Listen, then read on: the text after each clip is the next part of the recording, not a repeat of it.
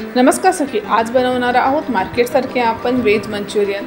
चला तर मग आपण सुरुवात करूया। याची रेसिपी कशी बनवतात तर चला तर मग बघूया। तर याकरता मी मीडियम आकाराचे कोबीचे गड्डे घेतलेले आहेत। आता आपण याला कद्दूकस करून घेऊया। या पद्धतीने तुम्हाला हवं असेल तर याच्या तुम्ही मिक्सरमध्येही बारीक करू शकता। तर या पद्धतीने मी हे सर्व कोबी छान असा किसून घेतलेला आहे। त्यामध्ये मी एक मीडियम आकाराचं गाजरही घेतलेलं आहे। या पद्धतीने बघा मी कोबी आणि गाजरला छान असं बारीक केलेले आहे। याच्यामध्ये लाल तिखट, चवीनुसार मीठ, त्यानंतर मी तीन चम्मच कॉर्नस्टार्च घेतलेला आहे आणि याच्यामध्ये 3 चम्मच सेम प्रमाणामध्ये आपण मैदाही टाकून घ्यायचा आहे। आणि त्यानंतर मी याच्यामध्ये आले लसूण पेस्ट टाकलेली आहे आणि हे सर्व मिश्रण आपण व्यवस्थित असे एकत्र करून घ्यायचं आहे या पद्धतीने। आणि याचे मी छोटे छोटे मीडियम आकाराचे बॉल करून घेते।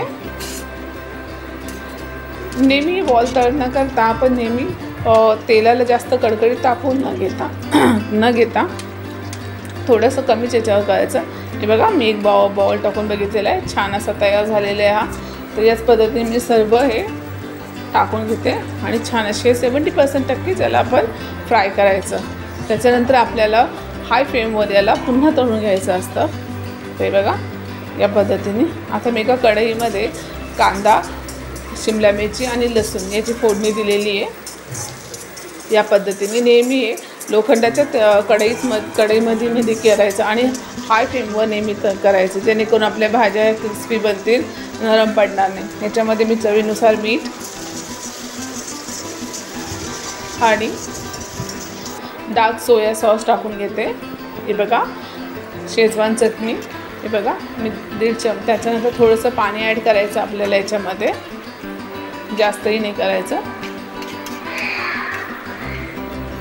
याच्यामध्येच आपण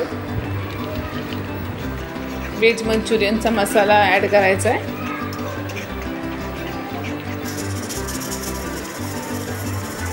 त्यानंतर मी याच्यामध्ये टोमॅटो केचप ॲड करते आणि हे बॉल आपण जे फ्राय केले होते तेही आपण याच्यात टाकून घ्यायचे।